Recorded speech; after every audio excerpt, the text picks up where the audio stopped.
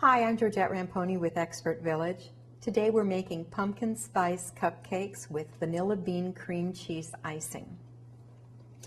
I wanted to introduce to you a new kind of tin that's on the market. As you know, they have metal tins, cupcake tins, and glass ones.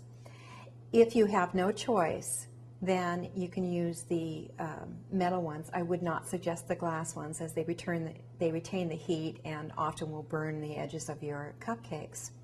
It's a new kind of muffin tin on the market that is a terrific invention. It's also made of silicone, the same silicone that's in the rubber spatulas that I just showed you. The nice thing about it is that it's flexible, so after your cupcakes have cooled, you can let them cool right in the tin. After they've cooled, you can just pop them right out. It helps to release the cupcake. Now, I love the silicone for the cupcakes. It's wonderful for that. I don't suggest the silicone baking pans if you're doing a cake, though. They seem to retain the moisture and make a soggy cake. But for this application, this is terrific.